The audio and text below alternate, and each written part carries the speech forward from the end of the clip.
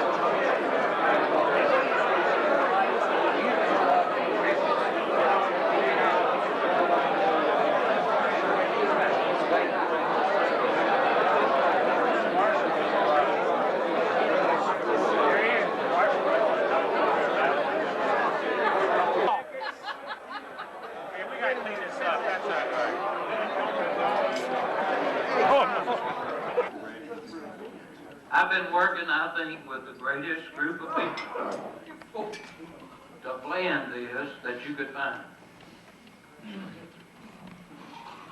And I really can't say with words what they meant to me and what they meant in working for this.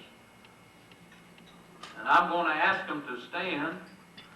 I wanted to say something about each of them, but I'm fixing to get to a point where I can't talk. Now, that's something unusual for me, but there is a soft side of me.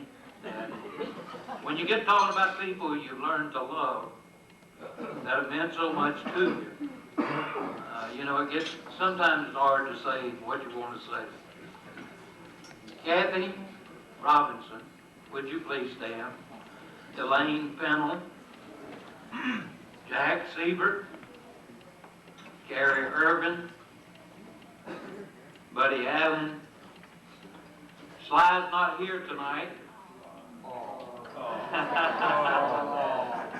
But these people here are the ones that you need to thank for what's happened this week. They have done the work, and I've got all of the credit. Elaine is with the Sheriff's Department, and she has been instrumental in helping us get a lot of help from different people. And I call Jack, Gary, and Buddy my scroungers. But all of the things that you have in the hospitality room, these three have worked hard for it. And Kathy, well, I can't say enough about Kathy. She's the one that you sent everything to. She's the one you called. She's the one you complained to. And I would just like to say to you, this is the greatest group you'll ever meet. And I've already heard most of you talking about how much you've appreciated it. And I'd like for you, just for me, let them know how much you appreciate it.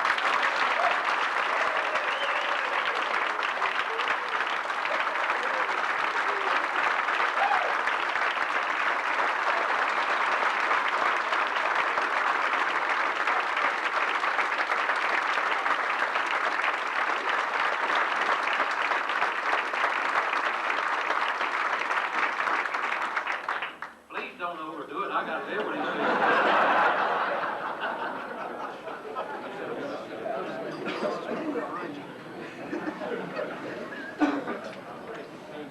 I just want to finish up with this, and in a moment we're going to be doing some things later on as far as door prizes. But let me just say this to you: without each of us and each of you, this could not be successful.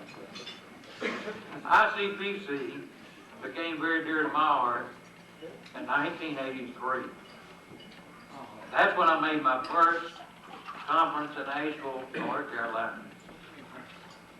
I made some friendships that I would cherish throughout eternity. There have been some of you that I have called on when I had to get someone to make a death notification in another city. Some that are here from other cities that I've called when we had officers and their families in your city. And you've responded. This is what it's all about. That's why we come together, to learn from one another and to fellowship, yes, and have a good time. But you know, it means a lot when you pick up the phone and you call somebody you know, and you know who's on the other end of that line. You know they're going to go and deal with that family in the right manner. Means a lot. So people, as we grow, let's grow in love with one another. Let's keep this unity that we have. I get up here, you know, I'm Baptist, it's hard for me to sit down and just be right. But I was thinking the other day, we were sitting out in the lobby. There I sat with a Catholic priest. I won't call Bruno's name. He a Baptist, you know, Southern Baptist, Roman Catholics, or, you know, used to. You just didn't hear it. But in the middle of it all, there sat a Lutheran. And Chuck, Massey, you from Canada, what are you?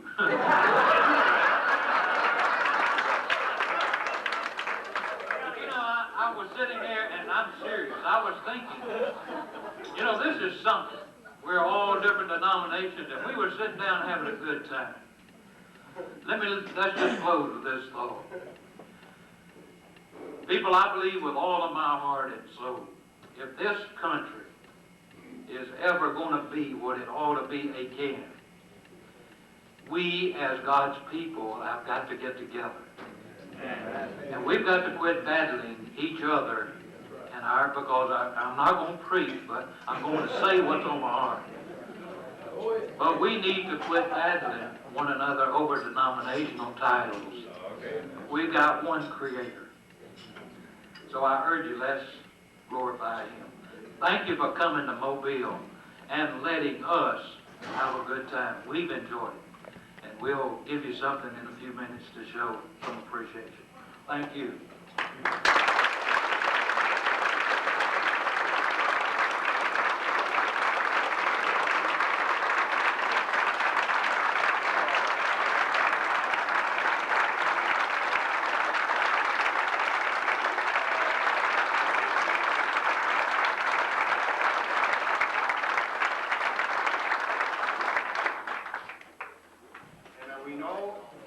We don't all, but a lot of us will understand how much better you will feel tomorrow afternoon than you will right now.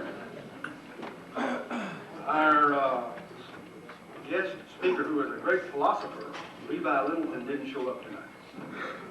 So we had to fill in. And so we had, second best is better than this, I guess. We had to come in second. So we asked, and we, kind of twisted an arm of our next year's host. and ask him to come and say a few words to us. So, that is that his wife will help him. And so, Harold, we know you need all the help you can get. So I introduce to you Harold Elliott from Arlington, Texas.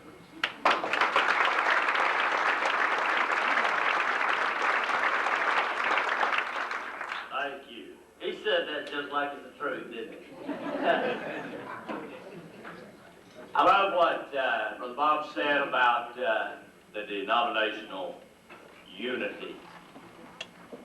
You know, the Methodists do not recognize the Pope. The Jews do not recognize Jesus. Baptists do not recognize one another in liquor stores.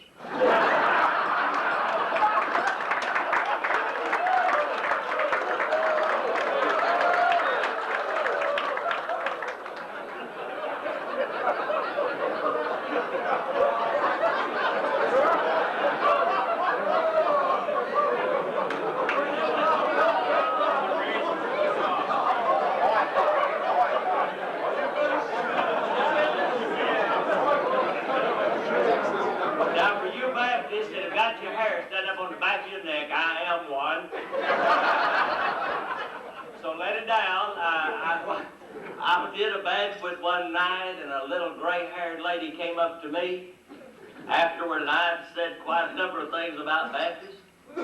She came up and she said, "Young man," which was an honor. "I have you know I am a Baptist."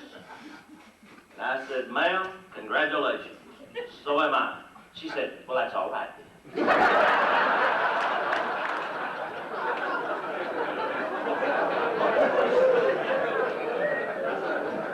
Two old boys employed at the pantyhose factory got laid off, met downtown after several weeks of unemployment. One of them asked the other what he'd been doing. Said he hadn't been doing anything. Just goes down to the unemployment office once a week, signs his name, gets $50 for it. The other said, man, he wanted some of that action. He went, I neglected to tell you, both of them had speech impediments. He went down to the unemployment office, and they said to him, "What did you do at the pantyhose factory?" He said, "I was a deacon bidder." They said, "You were a what?" He said, "I was a deacon bidder." They said, "Are you saying you were a diesel fitter?" He said, "That's right, I was a deacon bidder." They looked him up in the book. They said, "Man, you get 75 a week for that."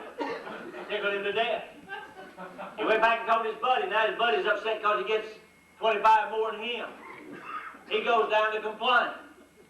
They said the reason he gets more than you is because his job was so much more technical than yours. He was a diesel fitter. He said, "I don't mean nothing. Don't mean nothing at all. Don't mean that right there side by side. I throw the crop in the pantyhose. I give it here, he put him down his head and say, 'Diesel fitter, diesel fitter.'"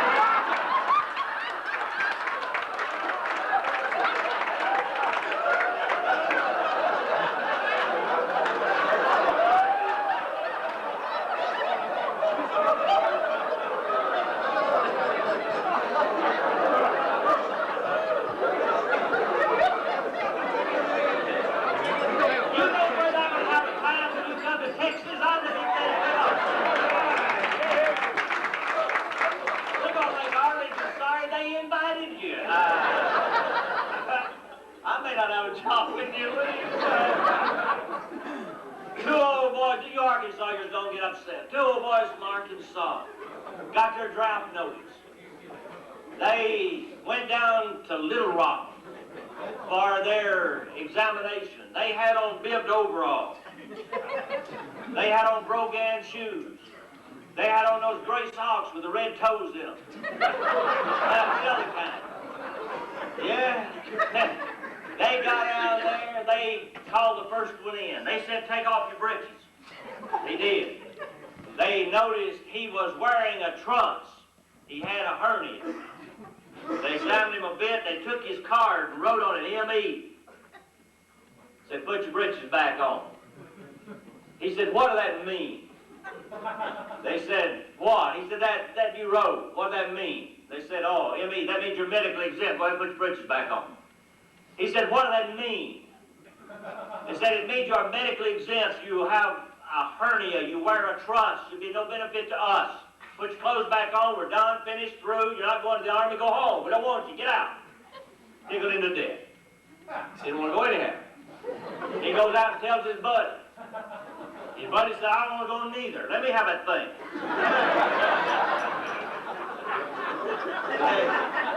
They go in the bathroom.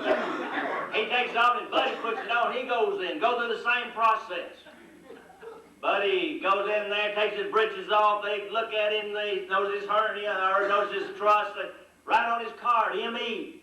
He grinned ear to ear. He said, that mean I don't got to go to the army? I'm medically exempt? They said, no, that means Middle East. They said, anybody can wear a truss upside down to ride a camel.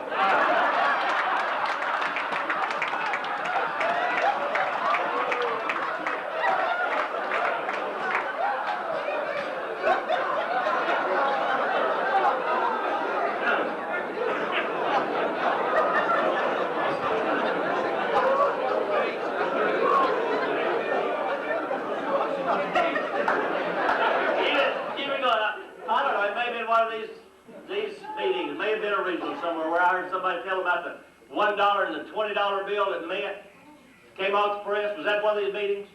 Well, I don't guess it was. If it was, you forgot. Or rest of you weren't there. That's what it was. I love that story. I thought it was so good. It said the $1 bill and $20 bill came off the press. Same time, they made friends. They said, let's watch out for one another. You know, we may meet again someday.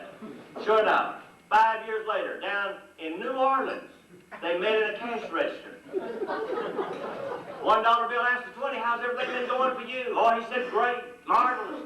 Traveled all over the world, met the finest hotels, finest theaters, met the world's most famous people. How's life been for you? $1 bill said, well, you've seen one church offering plate, you've seen them all.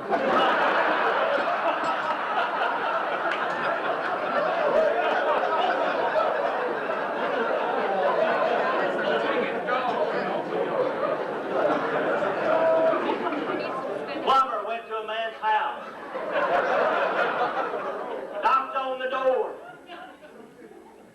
He'd been called out, but the people had left. They had a parrot in there, couldn't say it. But 2 words, who is it? He said, it's the plumber. The parrot said, who is it? 3 words.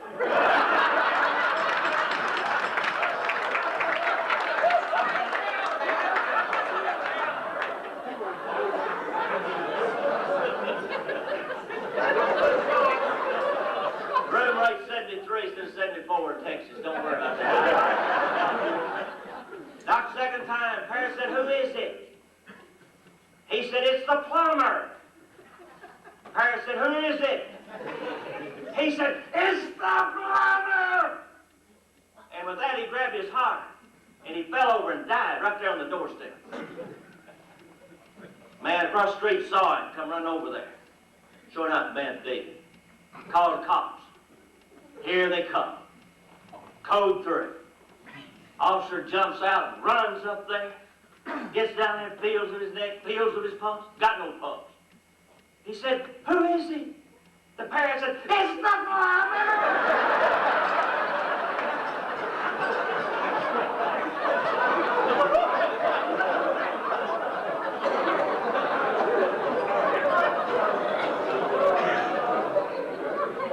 Back year, you don't know a thing about me. Let me tell you, I started preaching. I was saved when I was 13.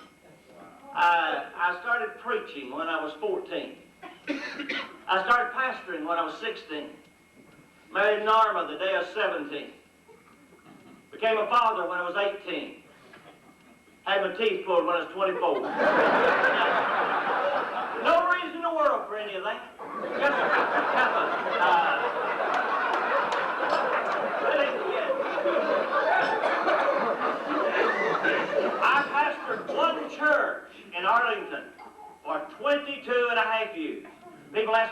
do that? You know, Baptists don't usually get to stay that long. How'd you do that? I said, man, it's simple.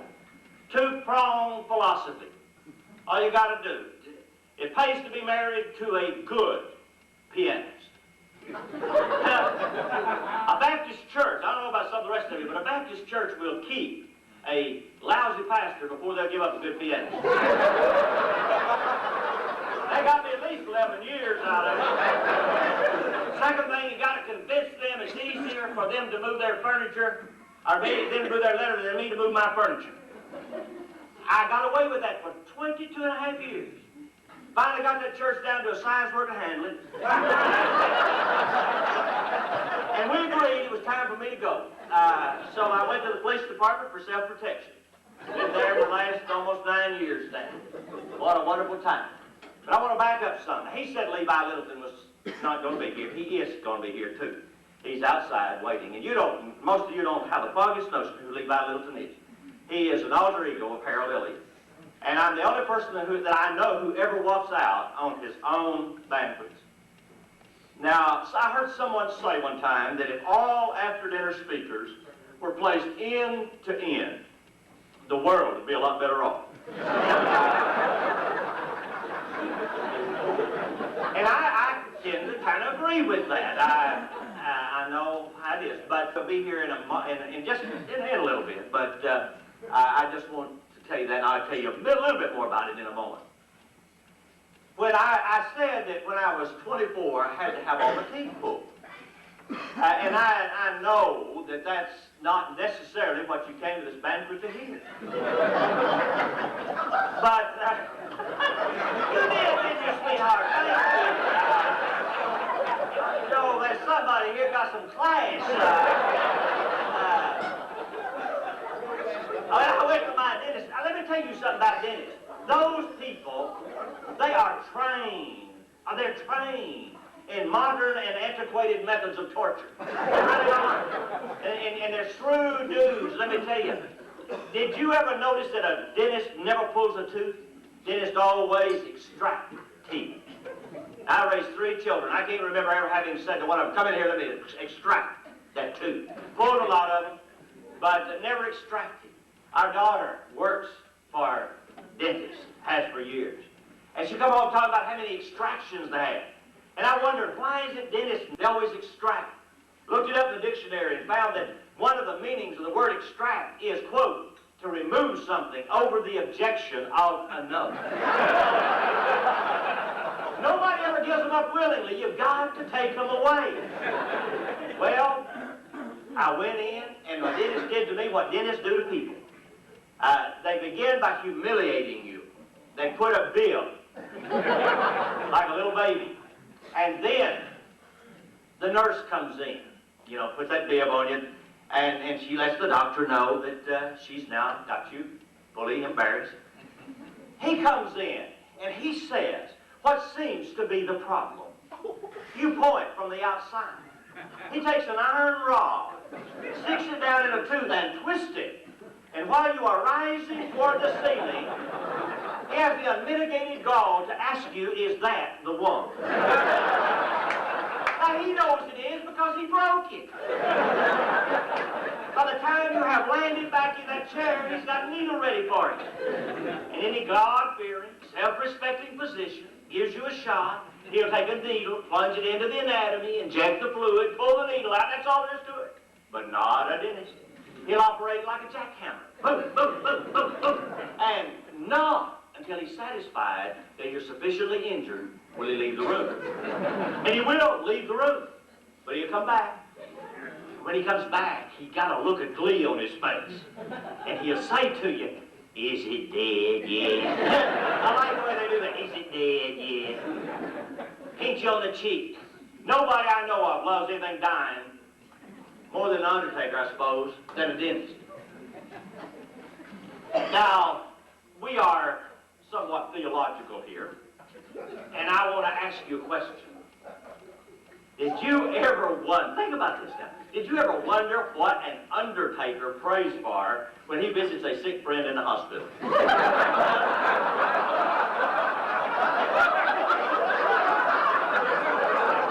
Friend, he ain't in business for your health, you know.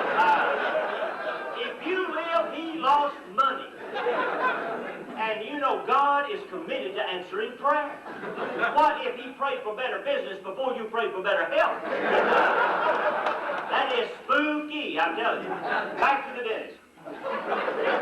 Now he finds the tooth is dead. Up to this point, all he has said to you is what seems to be the problem is that the one is it dead yet? Now he fills your mouth full of twos and fingers, wants to carry on a full-scale conversation with you. But he's not through. He'll take, this is the neatest thing yet. He'll take that little glass, fill it with water, and he'll say, rinse your mouth and spit in the bowl.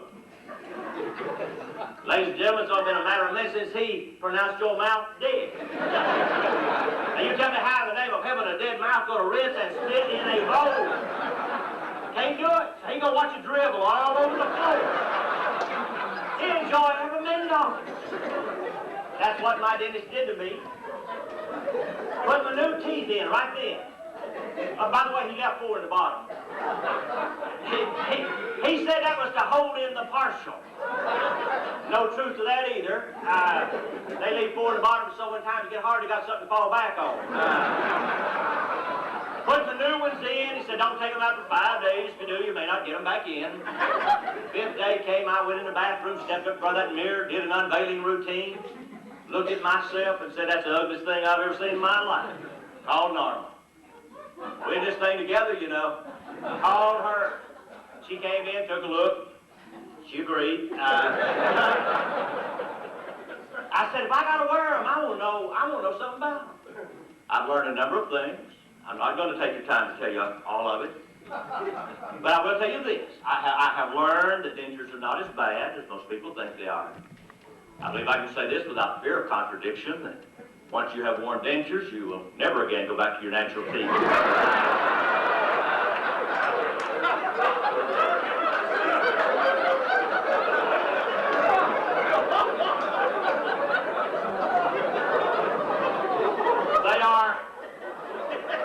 They're the greatest thing in the world for women. Ladies, if you don't wear them, look forward to the day when you will. For a woman who wears dentures can brush her teeth and talk at the same time. She don't even miss a word, just right on, right on. But if they're good for a woman, they're better for a man.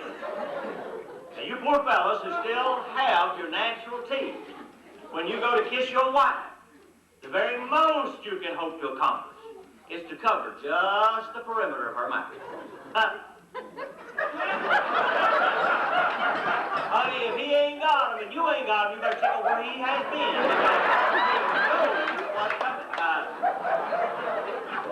Those of us who wear them, we cover half their face without even trying. I said, Norma, how would you like to kiss me with them out? And she wouldn't. Not only wouldn't like to, but wouldn't. I hated for her to miss a blessing. You know, just out of sheer ignorance. And so one night we went to bed, and I just thought to myself, tonight is the night for her blessing. There in the darkness of our bedroom, I just slipped them out and tucked them right under the pillow. Don't make any noise, you know, right up under that pillow. Just took her in my arms and planted a double lip lock on her. Here to tell you she loved it, I mean. That ain't bragging, it's fact. I know she did because one kiss wasn't enough. She came right back for a second helping, and right in the middle of that second kiss, she just paralyzed. She suddenly realized that one of two things has happened. Either there's a strange man in this bed, or he's got those teeth out. With that, she ran her fingers between our mouths, and when they fell in, she started screaming. She did. I didn't know we had the 2 kids, but it looked like 40 came running in there. I said, hey, everything's all right, just a game of playing, going back to bed. She said, everything's not all right, we're not playing, and you don't go back to bed. They slept in my bed. I slept in theirs. The last one is finally gone. Again, She's been gone again and again and again, but she's gone now. We're back together, harmonious.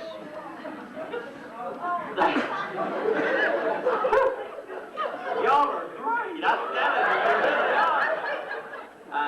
If this weren't so true, I'd be embarrassed. Now, in a moment, I'm going. She's walking out on me here. In a moment, I'm going to slip out here, and I'm going to make a change. We're going to finish the time that we have with Levi Littleton. But while my wife is making her way over here toward the piano, our first pastorate was a little church, true story, little church, First Baptist Church of Sam Norwood, Texas. For those of you who do not know where that is, it's halfway between Lone Mountain and Luty. Now, you know, I thought you recognized that. And so Norma and I moved on to the field and accepted the pastorate, and we got ready to move on to the field. But unknown to us, 2 weeks before we were to move on to the field, the pianist moved away. Now, in a little community like that, a little rural community, there not only were no other pianists in the church, there were no other pianists in the community. They learned that Norma could play. They asked her if she'd play for the worship service. Being the good pastor's wife that she was determined to be, she agreed to do so. However, the only thing that they did not know was Norma only plays one song. And that one song is the Old Gray Mare. On Sunday morning, Norma was at her place in that little Baptist church in Sam Norwood, Texas. She played, and it went like this.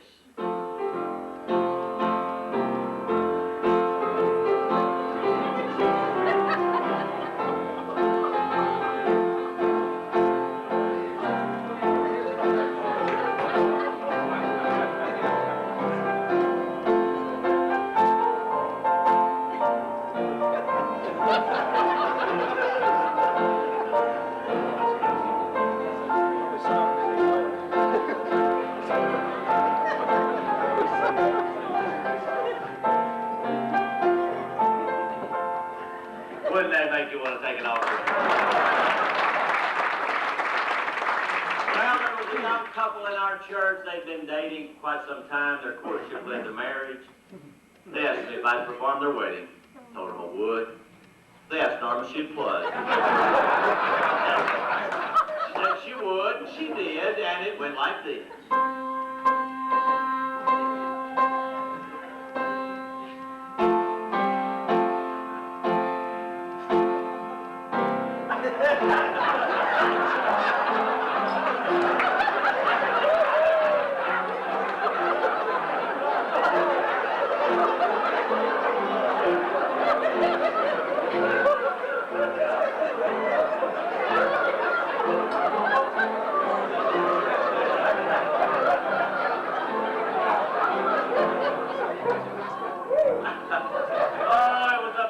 Beautiful wedding. They told us at that time we had the largest rural school in the United States. And we graduated 12 seniors that year. And they wanted to have a prom. And they asked Norma if she'd play for their dance. And she said she would, and she did, and it went like this.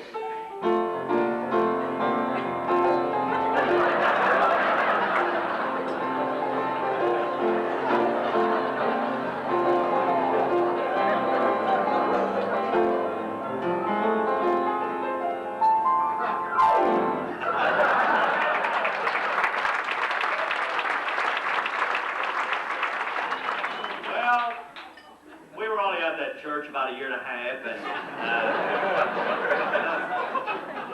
just Just 1 week prior to our departure to a new field of service, tragedy struck.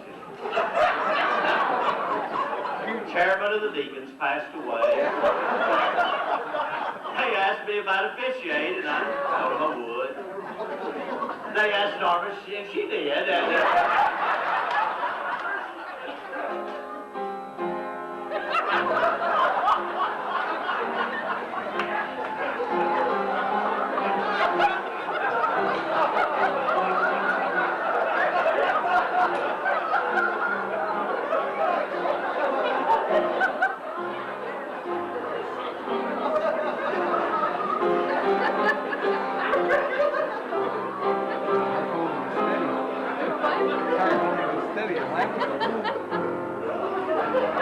ladies and gentlemen, my wife is here.